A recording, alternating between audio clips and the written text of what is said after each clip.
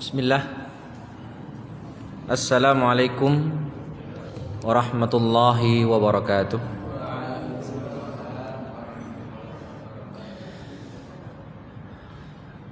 Alhamdulillahi wa kafa, wassalatu wassalamu ala nabiyil mustafa alladzi la yantiqu 'anil hawa in huwa illa wahyun yuha lana futuhal 'arifin wa an yarzuqna al-ikhlasa fil aqwali wal a'mali, Allahumma amin. Ma'asyiral muslimin, para santri PPTQ Al-Mu'minun dan jamaah sekalian yang Allah muliakan, alhamdulillah atas izin Allah kita bisa kembali berjumpa setelah libur yang cukup panjang, ya.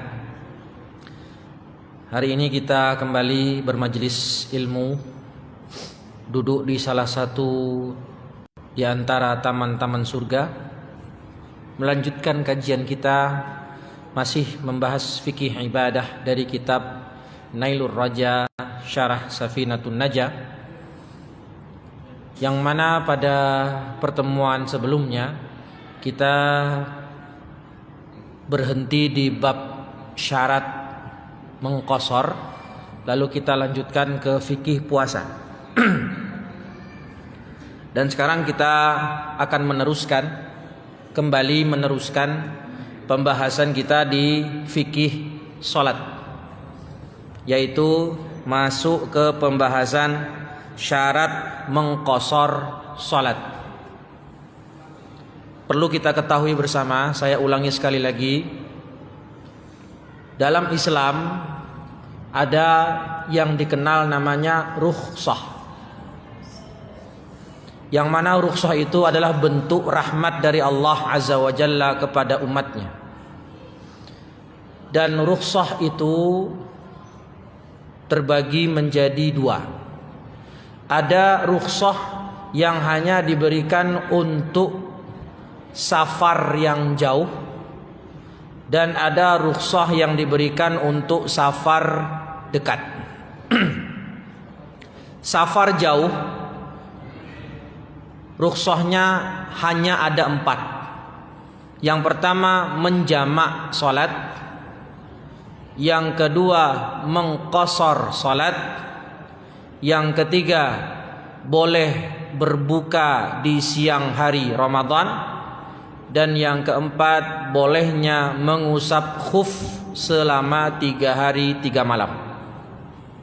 Sedangkan safar pendek, rukhsahnya itu diantaranya adalah bolehnya kita sholat sunnah di atas kendaraan, bolehnya kita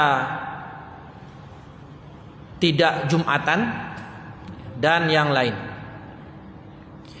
Maka di sini pembahasannya adalah syarat mengqashar, dan kita sudah tahu ya, mengqashar itu adalah memendekkan salat dari 4 menjadi 2. Syekh Ahmad bin Umar Asy-Syatiri rahimahullah dalam kitabnya Nailur Raja menjelaskan ada 11 syarat mengqashar.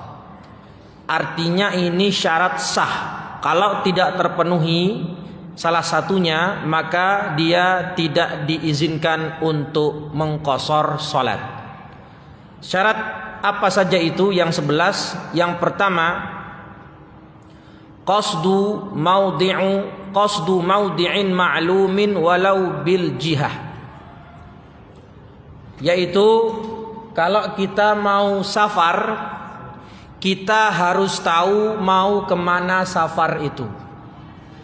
Gak boleh kita pergi dalam rangka berjalan atau meninggalkan tempat kita, desa atau kota kita, pergi tanpa tujuan yang jelas.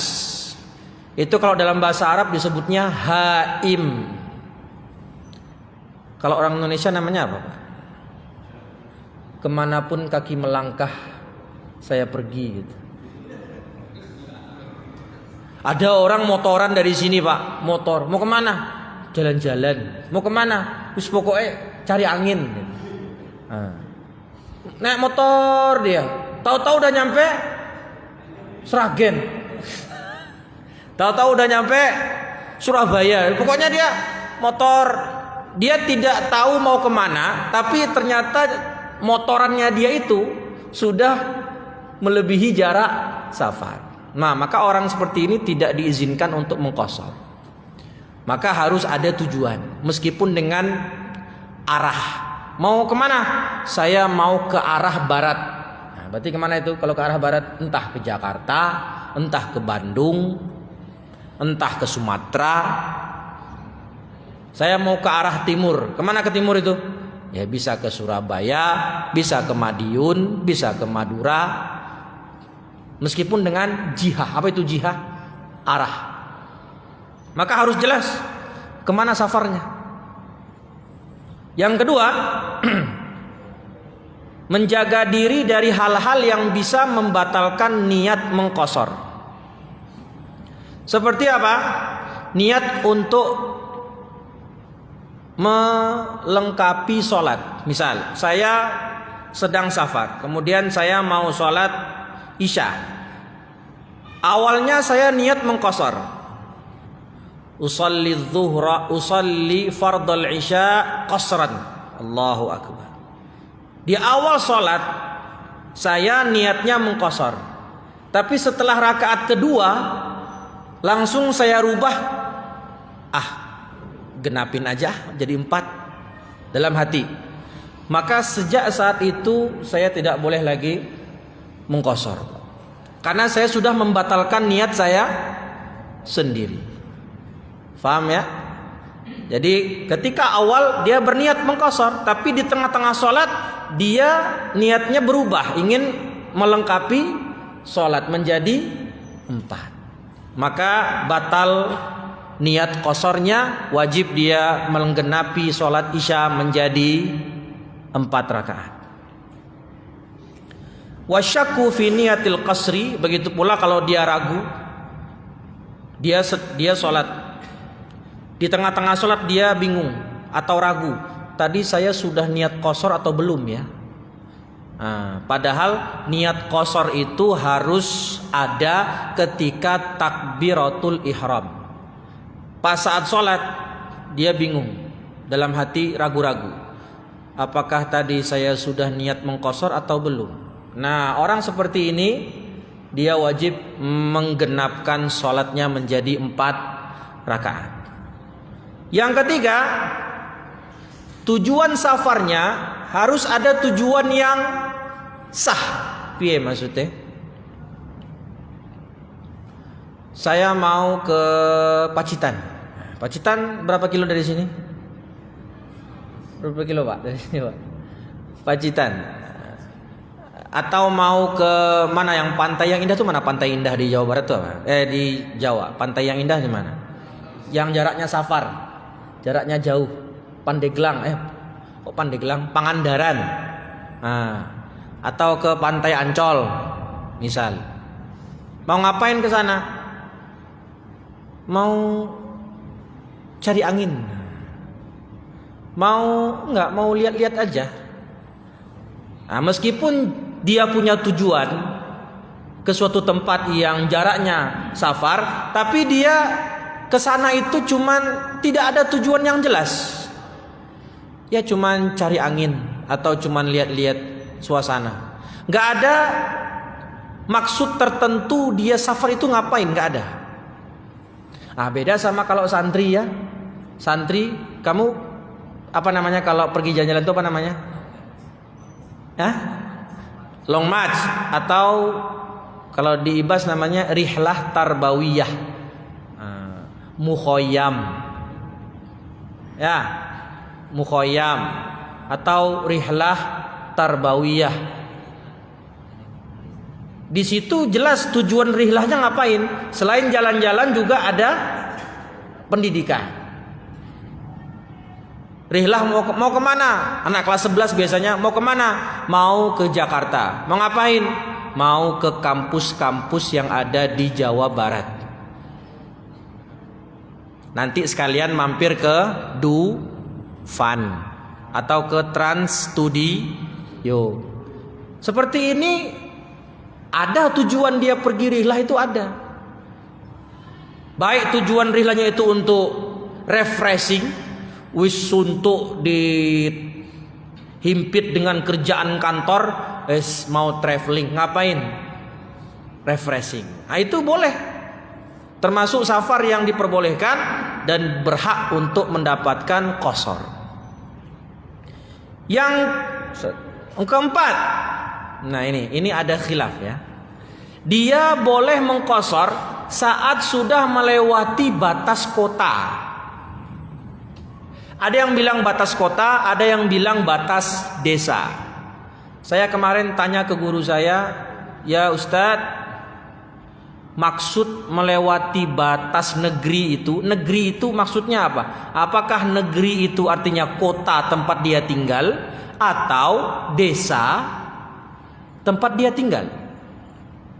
Jadi gini, saya mau safar ke Purwokerto. Dari Klaten ke Purwokerto jaraknya ratusan kilo. Saya tinggal di Belangwetan. Kapan saya sudah boleh mengqasar sholat? Nah itu pertanyaan. Kapan? Keluar Belangwetan atau keluar Klaten? Nah itu. Keluar pintu apa? Pintu rumah. Kalau zaman dulu kan kota itu ditutup dengan apa? Dikelilingi oleh pagar kan? Zaman dulu seperti kota Baghdad kita tahu ya, dikelilingi oleh pagar. Nah, kalau dulu gampang caranya. Keluar dari pagar itu, dari pagar kota yang mengelilingi kota sudah boleh mengqasar. Nah, di sini yang menjadi problematika adalah kata ulama keluar dari negerinya. Negerinya itu maksudnya keluar dari kota atau keluar dari desa yang dia tinggal. Kalau kita katakan keluar dari kota, maka saya orang Belangwetan berangkat ketika tiba di Jogonalan sudah boleh belum mengqasar? Kalau kita bilang keluar kota baru boleh mengqasar. Keluar kota Klaten berarti sudah melewati gerbang apa tuh? Selamat jalan. Ya kan? Nah, kalau kita katakan boleh mengqasar sudah keluar kota, maka kalau saya masih di Jogonalan dari Belangwetan belum boleh qasar. Atau yang dari mana tuh yang jauh, Pak? Klaten tuh yang jauh tuh mana sih? Bayat atau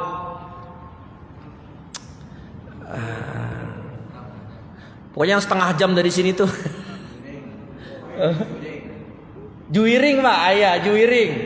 Tempat teman saya dulu di situ mondoknya, Ponpes Al Ittiba.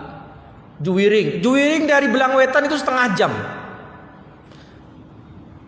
Kalau ada orang mau safar ke Jakarta dari Klaten, dia mau naik kereta, rumahnya di Juwiring. Di mana stasiun kereta? Bukan, yang stasiun Klaten itu namanya apa? Nama di tempatnya apa? Iya, stasiun kereta yang di sana itu Klaten. Dari Juwiring ke stasiun kereta itu sudah melewati Klaten atau masih dalam Klaten? Berarti ketika dia di stasiun kereta, pas azan zuhur, bertepatan dengan azan zuhur, tiba di stasiun, sudah boleh mengqasar belum? Belum. Berarti harus keluar dari kota. Dan alhamdulillah sekarang kota tuh ada tulisan kan, selamat jalan kalau mau keluar, masuk selamat datang. Maka wallahu a'lam, kata guru saya yang lebih tepat sudah keluar kota Klaten. Seperti contohnya saya tahun lalu saya berangkat dari Klaten, dari Belangwetan. Setelah tiba di Prambanan, saya mampir ke masjid dan di situ boleh untuk mengqasar sholat. Meskipun kita masih jauh nih ke Purwokerto, tapi kita sudah melewati kota yang kita tinggali. Saat itu kita sudah disebut sebagai orang musafir, sudah boleh mengqashar sholat. Berarti kalau orang Jogja, di mana Pak mengqasharnya Pak? Kalau orang Jogja, Prambanan ya Pak ya. Orang Jogja mau ke Solo nggak nyampe jarak qashar. Mau arah ke timur tuh berarti kemana? Ke Pacitan. Orang Jogja, berarti dia di mana mengqasharnya?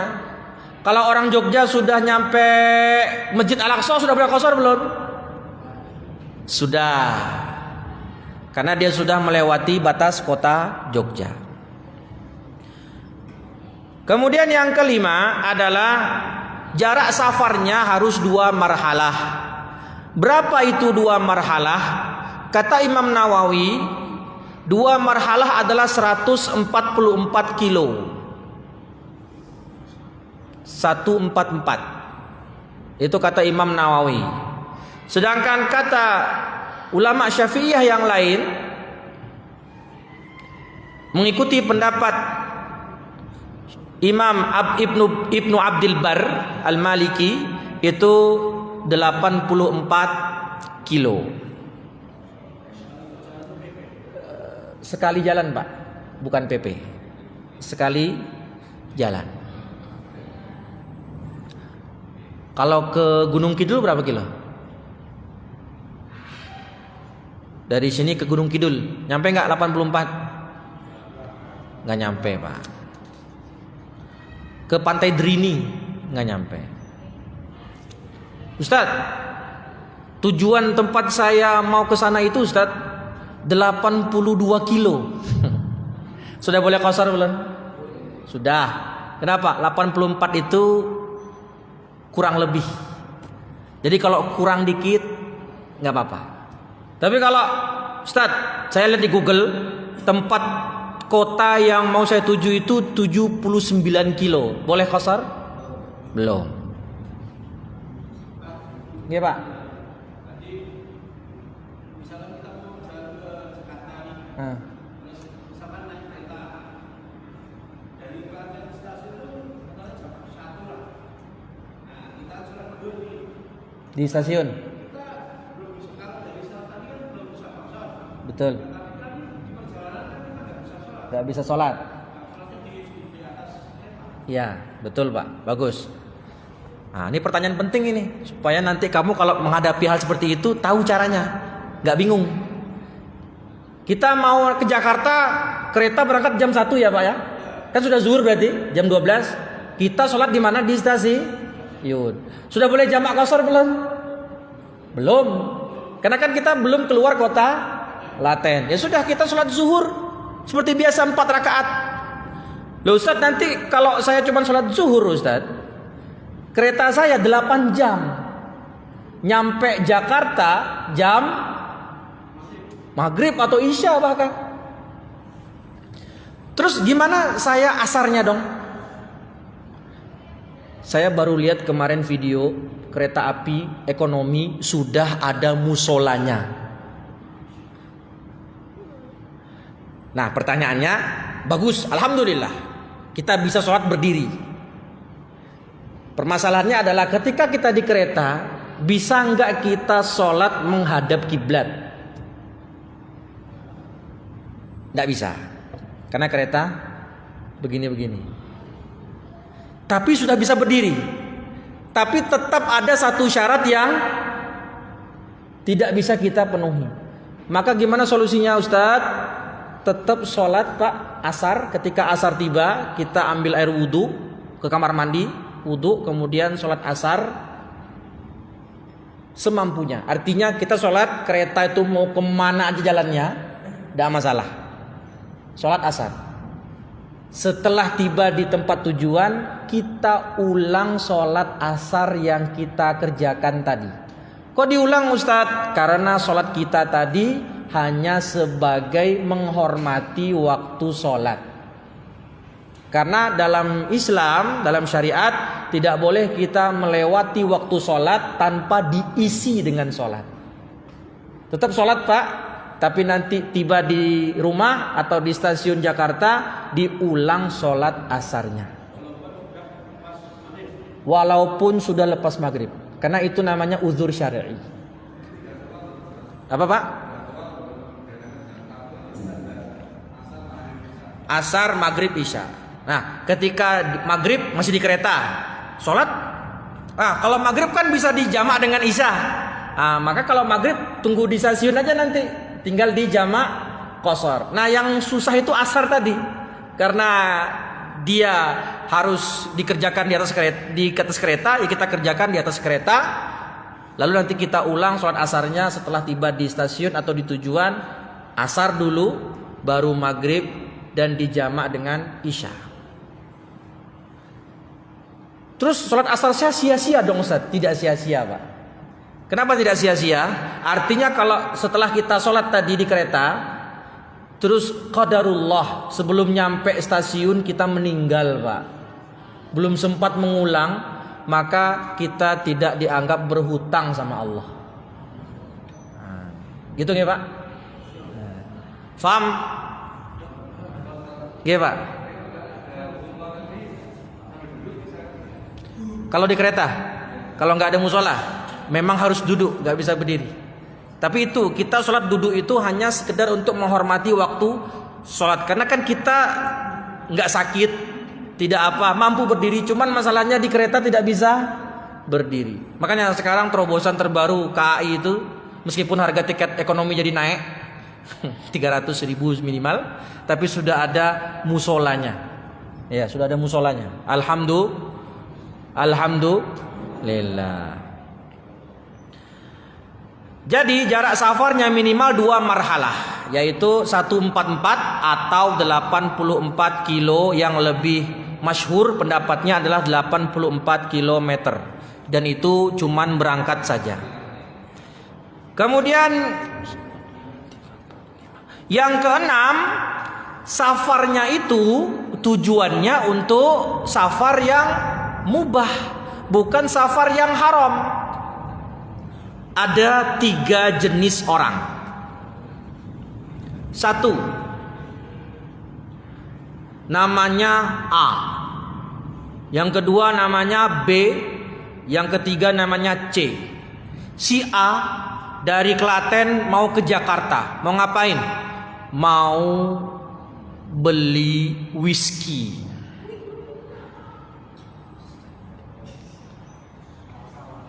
Sama mau janjian beli narkoba. Si A. Si B mau ke Jakarta mau ngapain? Mau beli baju di Tanah Abang. Si B. Si C ke Jakarta mau ngapain? Mau berobat. Oke. Mana di antara mereka bertiga yang tidak boleh mengkosor? A. Kenapa dia tidak boleh mengkosor? Karena safarnya diniatkan untuk maksi. Kita sudah bilang tadi, rukhsah itu bentuk apa dari Allah tadi? Rukhsah, bentuk kemudahan dan kasih sayang Allah. Nah, rukhsah yang bentuk kasih sayang Allah itu nggak boleh dipakai untuk maksiat. Nah, sekarang yang si A jelas ya nggak boleh mengkosor. Ustadz, kalau si A itu tetap mengkosor, dah tahu dia mau maksiat safarnya, tapi tiba di Jakarta dia mengkosor asar 2, zuhur 2, sholatnya sah apa tidak? Tidak sah. Karena dia harus 4, bukan 2, nggak sah dia mengkosor saat itu. Nah sekarang si B dan si C. Si B ke Jakarta dari Klaten mau beli baju di Tanah Abang. Si C ke Jakarta mau berobat.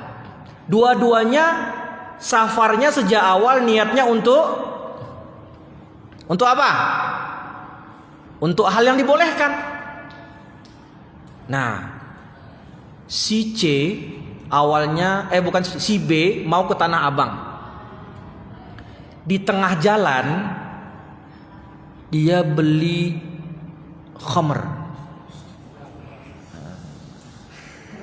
Dia naik bis, bisnya berhenti di tempat makan. Di tempat makan kebetulan ada ada topi miring atau ada khamr. Minum dia. Wah. Minum khamr dia. Lagi berhenti bisnya, dia turun cari makan, terus cari bir, minum. Maksiat gak? Maksiat gak? Maksiat. Tapi tadi dia berangkat dari Klaten mau ngapain? Mau beli baju. Di tengah-tengah safar dia maksiat. Astagfirullah. Orang kayak gini boleh gak dia mengqashar salat? Boleh, Pak. Kok boleh, Pak? Karena dia berangkat safarnya tujuannya untuk hal yang dibolehkan. Tapi di tengah-tengah safar dia maksiat. Beda sama yang pertama si A tadi. Sejak awal mau berangkat mau ngapain dia tadi? Mau maksiat. Sejak awal dia berangkat mau maksiat. Itu nggak boleh. Tapi kalau dia berangkat untuk berobat atau mau beli baju ke Jakarta, kan itu boleh.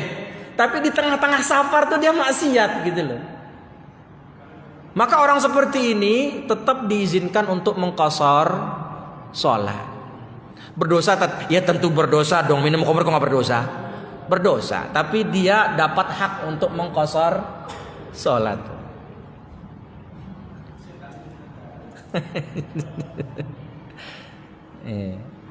Ya.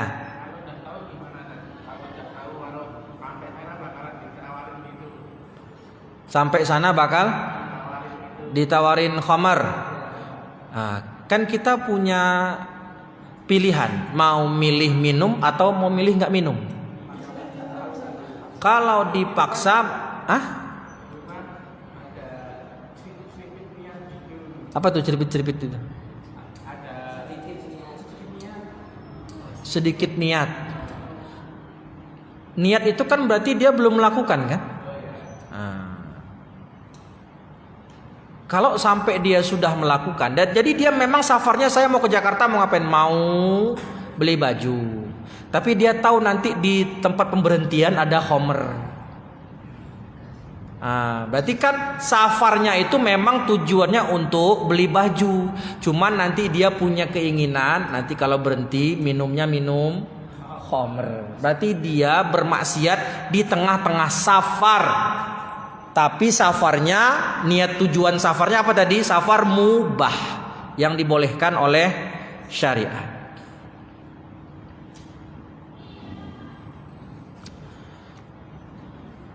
Kemudian kalau ada orang begini, safar berangkat mubah.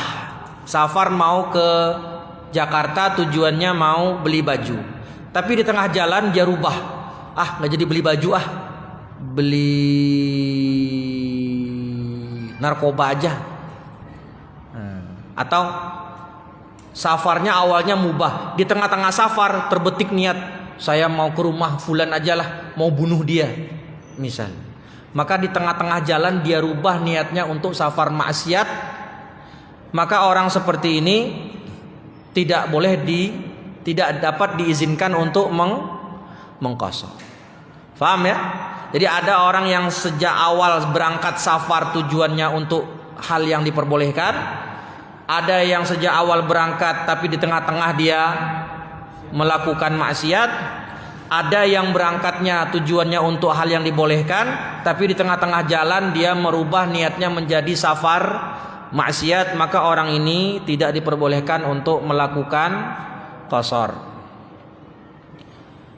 Kemudian yang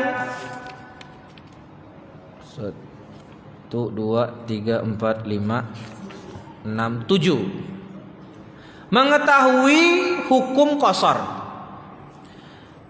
Anna tsalitsa min syuruti jawazil qasri lil musafir ilmuhu bi jawazihi syar'an falau ra'an nasa yaqsuruna faqasara ma'ahum jahilan lam tasihhu salatuhu. Kalau ada orang salat qasar tapi cuman ikut-ikutan. Itu orang kok salat 2 rakaat ya? Ikut ah. Dia enggak tahu hukum qasar. Jadi dia ikut mengqasar cuman ikut-ikutan orang. Maka seperti ini tidak boleh untuk mengqasar.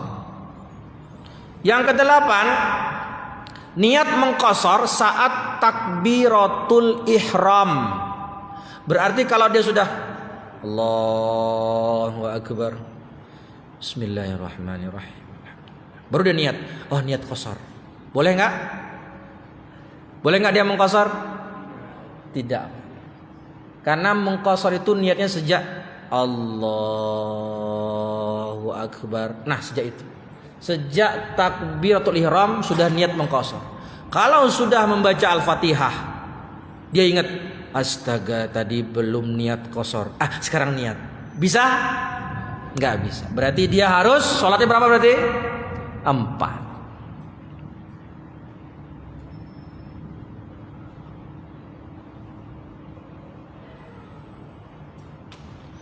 Yang kesembilan, sholat yang diqasar hanya sholat yang jumlahnya 4. Sholat subuh nggak bisa diqasar menjadi 1. Sholat maghrib tidak bisa diqasar menjadi 1,5. Ya, gimana tuh 1,5 sholat itu? Baru ruku langsung salam, assalamualaikum warahmatullah, assalamualaikum warahmatullah. Ya.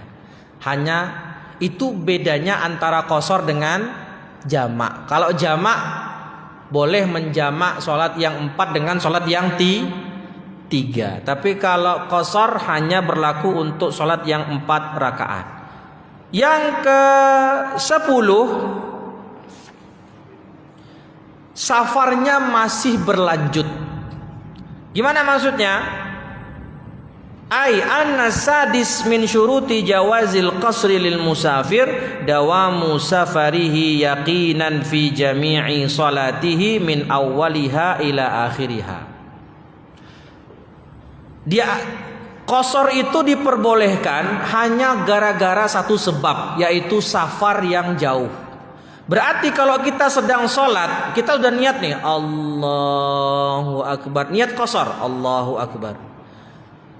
Rakaat pertama selesai, masih dalam safar. Ketika rakaat kedua dimulai, berdiri rakaat kedua, ternyata kendaraan kita sudah tiba di negerinya. Maka batal qasarnya, alias harus dia menjadikannya 4. Misal, kayak tadi kereta. Di kereta sudah ada musola. Rumahmu di Klaten, stasiunnya ada di Klaten. Kamu baru mau sholat qasar, sudah nyampe stasiun mana berarti? Sebelum Klaten apa ke stasiunnya? Lempuyangan ya. Lempuyangan. Di Lempuyangan kamu baru ambil air wudhu, kemudian mau sholat asar misalnya. Setelah kamu wudhu, kamu masuk ke musola kereta, kamu takbir, Allahu akbar, niat untuk mengqasar sholat. Kebetulan kamu baca ayatnya agak panjang, baca surat An-Naba rakaat pertama. Selesai sujud, pas bangkit rakaat kedua, kata pengumuman, kereta Anda telah tiba di stasiun Klaten.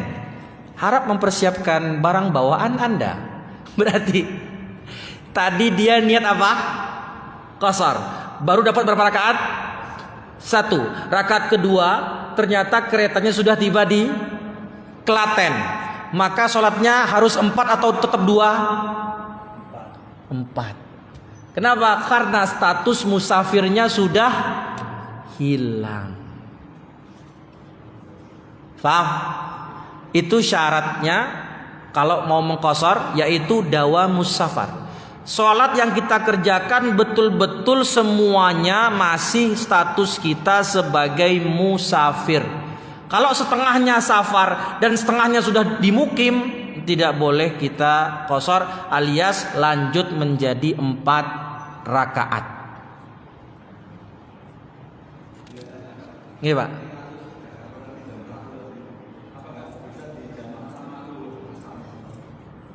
Yang tadi, ya itu contoh tadi saya contoh. Kalau dia mau menjamak sejak awal zuhur sama asar diperbolehkan. Nah, tapi kan ada orang yang dia hanya mengambil qashar saja, Pak. Ya kan, Pak? Dia nggak mau jamak, tapi dia mau mengqashar saja. Maka statusnya kalau kayak tadi, dia zuhur udah sholat qashar. Terus kenapa kok nggak jamak sekalian? Nggak, nanti aja pas asar sekalian sholat. Ternyata begitu kasusnya. Rakaat pertama masih di perjalanan. Rakaat kedua sudah begini, baca bismillah, ternyata keretanya sudah sampai stasiun Klaten tempat tinggal dia, berarti sholatnya harus dituntaskan menjadi 4.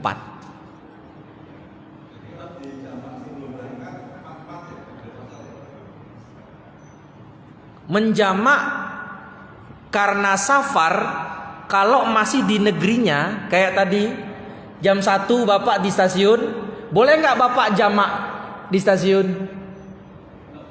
Ustaz, saya kan mau naik kereta nanti nyampenya maghrib. Ya udah, saya sekarang di stasiun Klaten jamak aja zuhur asar 4-4. Kok jamak, Pak? Kan saya musafir. Bapak di stasiun Klaten sudah musafir belum? Belum musafir. Padahal syaratnya musa.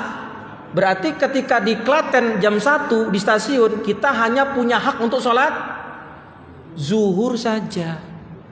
Nah, itu diantara kesalahan banyak orang adalah dia sudah menjamak ketika masih statusnya mukim, masih di rumah lagi, Pak. Iya, Pak. Itu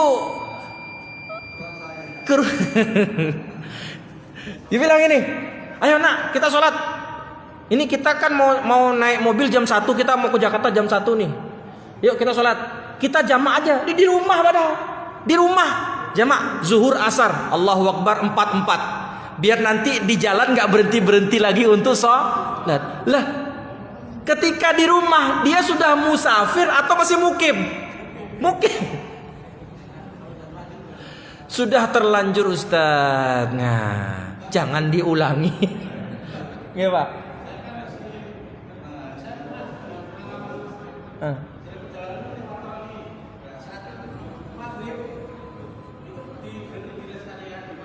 G. Betul.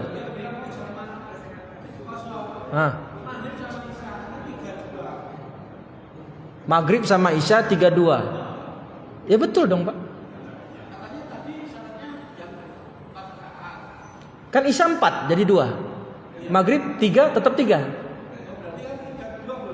Boleh, kan dia menjamak. 32 itu kan menjamak. Isanya dia qashar, berarti menjadi 2. Yang nggak boleh itu maghrib di qashar 1,5, nggak mungkin kan? Tapi bagus juga pertanyaannya, Pak. Ya, kita safar di Jakarta atau di Jawa Barat itu nanti kan ada tol, ada rest area, berhenti. Kita kan masih musafir nih. Ada orang sholat di masjid, itu imamnya dia niat qashar apa tidak? Imamnya itu sholatnya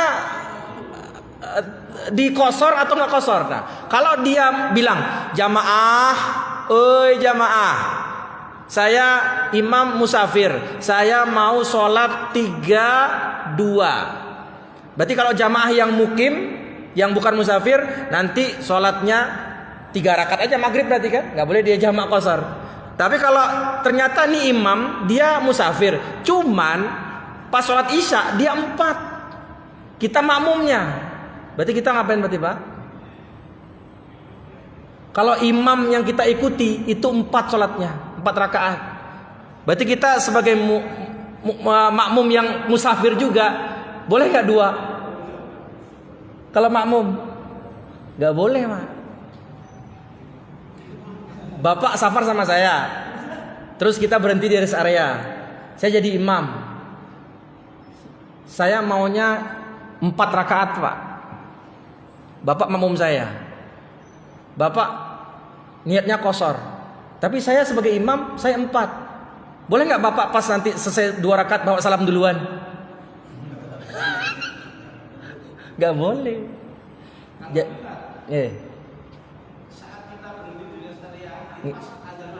betul.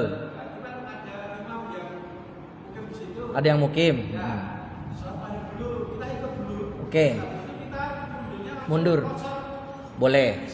Boleh. Karena kan kita nanti sudah berpisah dari imam. Nah, boleh. Itu seperti itu banyak. Jadi dia jamaah sama imam yang memang di situ. Nanti kita yang rombongan musafir, yuk kita ke belakang bikin jamaah sendiri untuk sholat isya qashar 2 rakaat. Boleh. Nggak masalah. Makanya ini syarat yang terakhir adalah tidak boleh kita qashar di belakang imam yang sholatnya 4. Meskipun kita mendapati imam itu saat sudah mau salam. Kayak gini nanti kita mau isya kan? 4 rakaat. Ustadz Masna misalnya imamnya sudah at-tahiyatulillah. Datang saya, kutuk. Saya musafir misalnya. Saya mendapati Ustadz Masna ketika sedang tahiyat. Saya takbir Allahu Akbar. Baru begini Allahu Akbar. Assalamualaikum warahmatullah. Assalamualaikum warahmatullah. Saya sholatnya 4 apa 2 Pak? Karena tadi saya musafir misalnya nih. Kan saya punya hak qashar kan Pak ya. Tapi karena saya masuk masjid dan bermakmum dengan imam yang 4 rakaat, meskipun mendapati imam tadi sedang tahiyat akhir dan saya takbir Allahu Akbar, imam sudah salam-salam, saya nanti bangkit lagi, sholatnya 4 apa 2? 4 Pak. 4.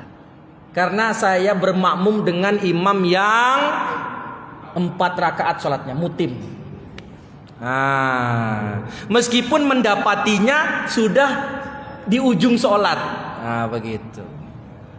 Wallahu a'lam bis-shawab. Begitu, saya rasa cukup. Insyaallah pekan depan berarti masuk ke pembahasan sholat Jumat. Pembahasan sholat Jumat. Wallahu a'lam bis-shawab. Oh, itu lagi Pak. Nggih.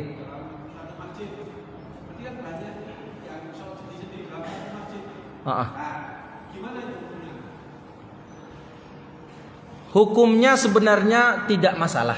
Karena orang-orang ini kan musafir. Tapi afdolnya dia ikut jamaah sama imam. Konsekuensinya nanti dia sholatnya tidak boleh di qashar. Kalau dikatakan hukumnya boleh nggak Ustaz? Ini ada orang sholat nih, kita musafir bikin jamaah sendiri. Apakah boleh? Tidak masalah. Tapi afdolnya lebih utama dia gabung dengan imam yang sudah tetap di depan. Maka nanti konsekuensinya dia sholatnya tidak boleh di qashar. Tetap sholatnya ikut imam. Kalau imamnya 4. Tapi kalau tadi maghrib 3 nanti dia mundur, boleh nambah mengqashar isya menjadi 2, tidak masalah. Tapi kalau ditanya apakah boleh?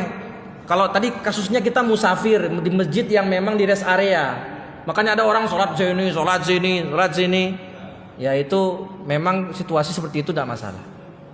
Ya. Karena kondisinya memang, karena ada orang musafir kelompok musafir A sini, B sini. Tapi kalau waktu saya di stasiun Senen itu imamnya 1 dan jamaahnya nggak ada yang misah-misah. Jadi konsekuensinya kalau nanti ada jamaah yang di stasiun yang memang dia sudah musafir statusnya ikut imam, maka imamnya kalau tidak melakukan qashar dia wajib ikut tidak qashar. Wallahu a'lam bishawab. Subhanakallahumma wa bihamdika asyhadu an la ilaha illa anta astaghfiruka wa atubu ilaih. Assalamualaikum warahmatullahi wabarakatuh.